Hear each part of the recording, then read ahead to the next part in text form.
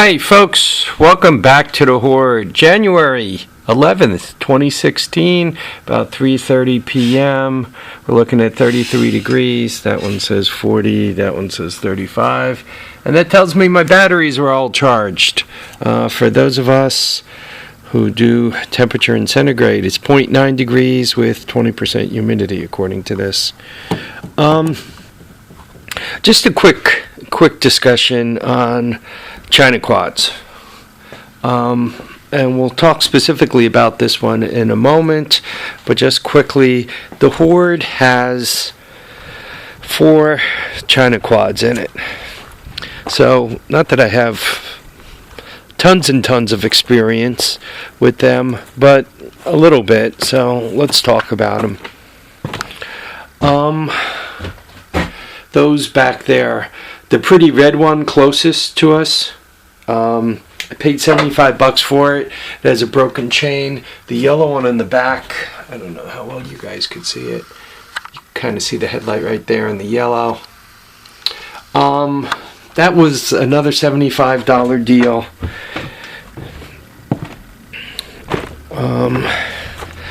And then there's 2 more. They're all between 90 and 110 cc's.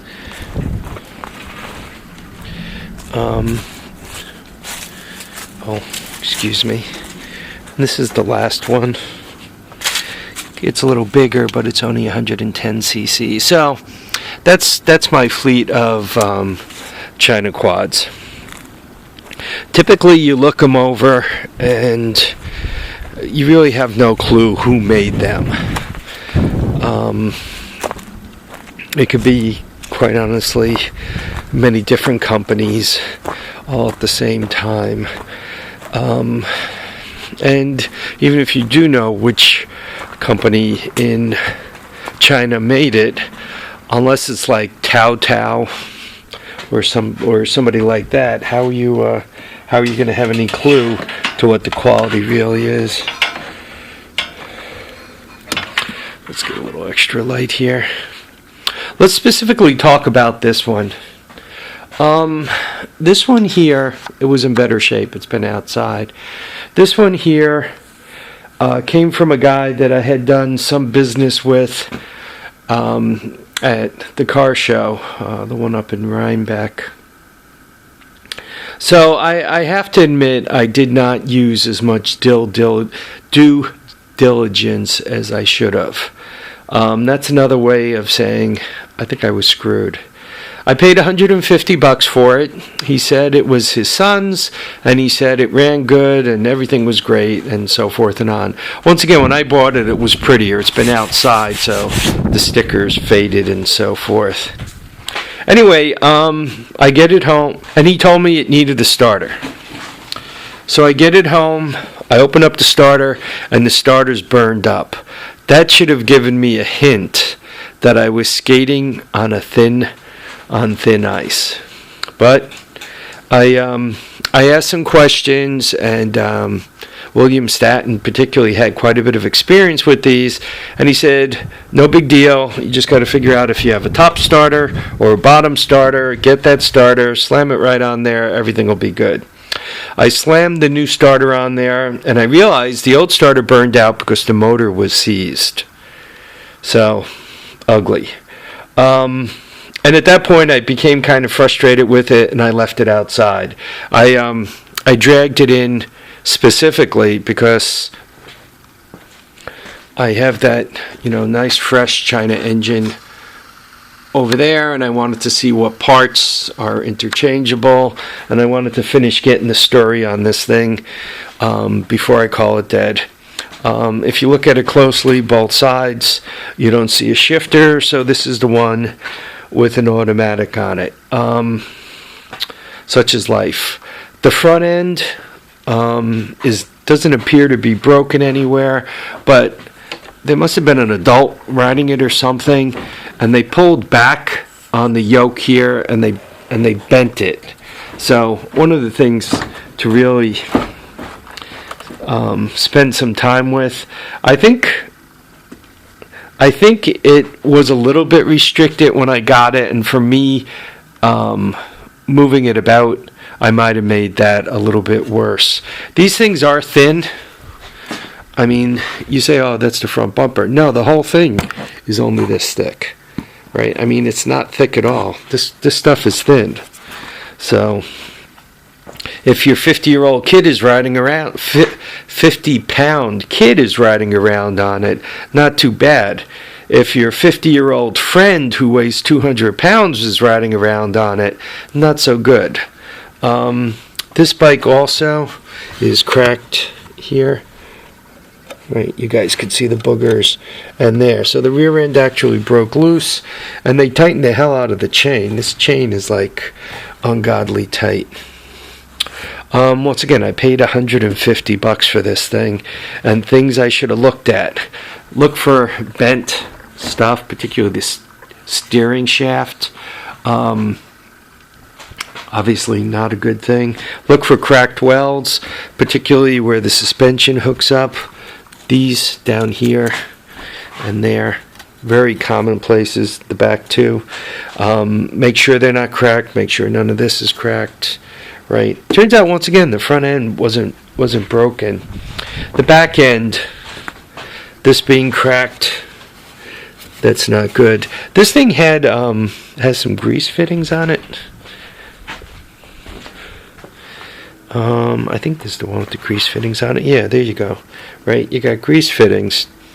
And I think I saw that, and that kind of made me think, oh, this one's a little better than most. That was stupid. There's another grease fitting. Right. I think I saw all these grease fittings, and that kind of misled me a little bit. I said to myself, oh, if it's got grease fittings, that's a good thing. Oh, it's probably almost like an American bike. Wrong. I think this is a 70cc. Obviously, it's an automatic.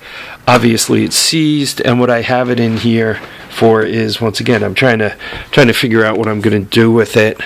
The carb froze up. Brakes have gone soft.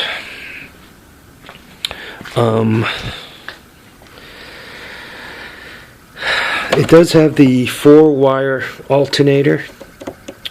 Once again, ground, green, goes to body ground. That's going to be your neutral for the battery also. Red goes to the positive on your battery. And 2 yellows that go to your stator. In this case, it has a yellow and a white. They run off to your stator. And that's how you charge your battery up. Let's say you bought this thing and you said, well, I'm just going to use it for parts.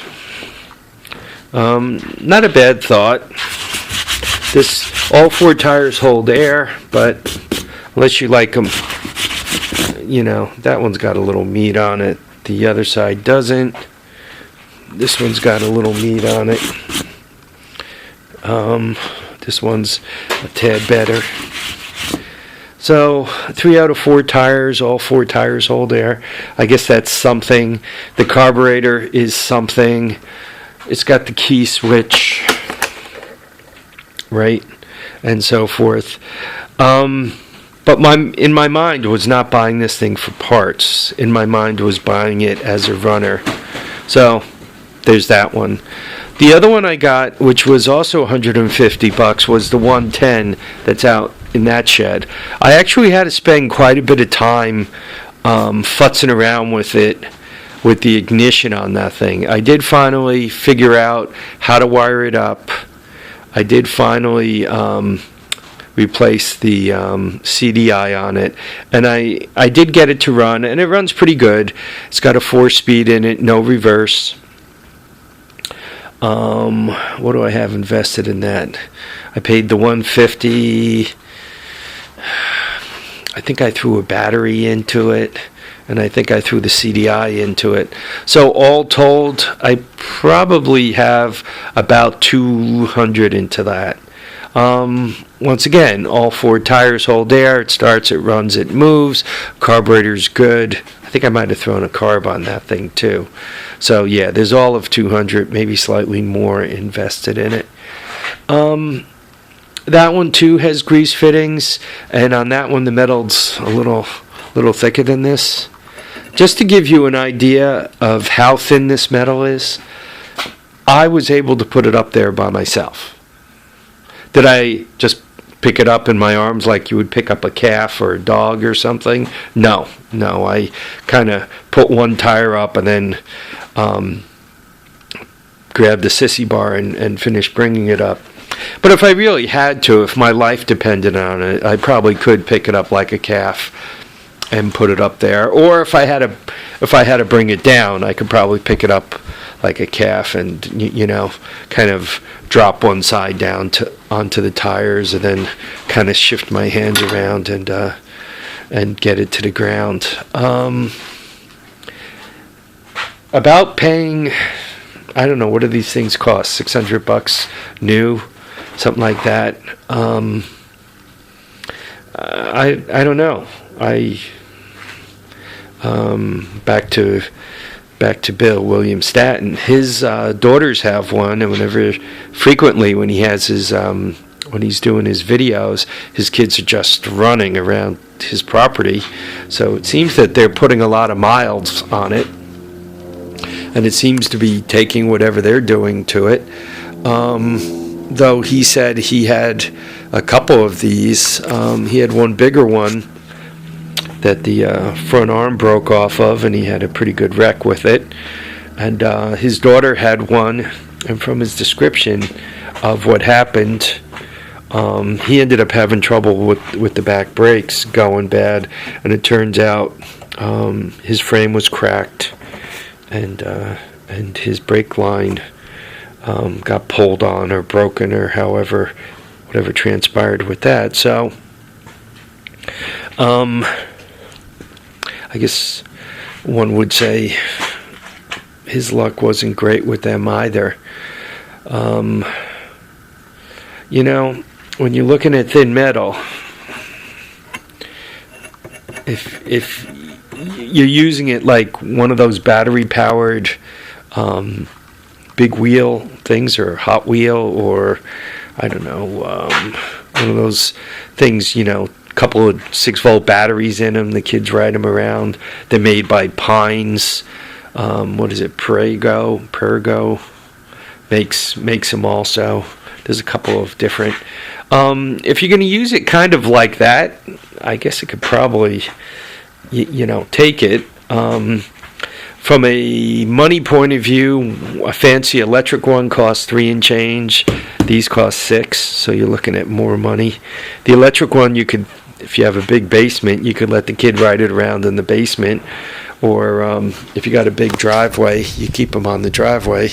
It'll hold up pretty good. If with these, he's probably going to go, or she's going to go further. My comment is, buyer beware. And if you buy these used and you can't start it up and ride it right then and there, you got to look at them as parts. You really can't even say, oh, well, I'm buying it and I'm going to fix it up. It does appear as if a lot of the parts are available, but if you pay $150 for something that's got quasi-bald tires and a cracked frame, do you really want to have to tear the engine open and start rebuilding it? Right? Or should you get one of these that has a cracked frame and semi-bald tires? Do you want to spend another $300 on an engine? Right? That'll give you $450 into a unit that, once again, has bald tires, and you got a bunch of work to put into it. So I guess my comment on these China things, buyer beware. And if you're buying them used, make sure you're getting it cheap enough that if it doesn't work out, especially if you can't start it and try it out, this is for the battery, by the way. If you can't start it and try it out, you really got to wonder about what you're getting there. You really got to think about it and think twice. So there you go. Folks, thank you for watching and commenting and subscribing. Remember to keep your feet down, keep your head up, and folks, please get out there and enjoy all your days. Take care now. Bye.